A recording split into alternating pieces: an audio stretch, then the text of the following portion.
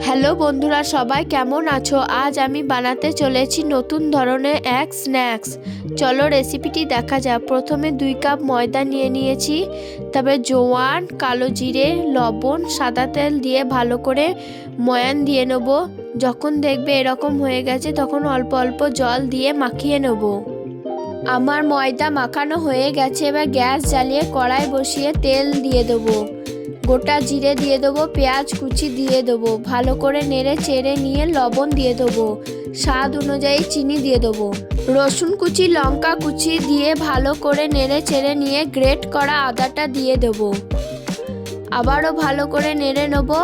জিরে গুঁড়ো, হলুদ গুঁড়ো, লঙ্কা গুঁড়ো দিয়ে দেবো, ভালো করে নেড়ে চেড়ে নেবো। আগে থেকে সিদ্ধ করা আলু সিদ্ধটি দিয়ে দেবো, দিয়ে ভালো করে ভেজে নেব।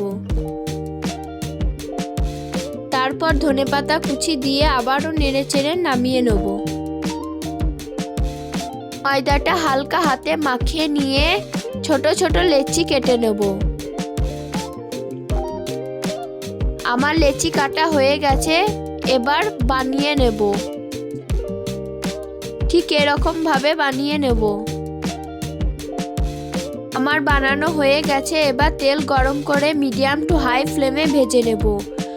সবগুলো একে একে লাল লাল করে ভালো করে ভেজে নিতে হবে। উল্টে পাল্টে ভেজে নেব। আমার ভাজা হয়ে গেছে, তুলে নেব। দেখো কত সুন্দর দেখতে হয়েছে, ক্রাঞ্চি মুচমুচে। চলো ভেঙে দেখা যাক। কত সুন্দর হয়েছে, খেয়ে দেখি কেমন হয়েছে।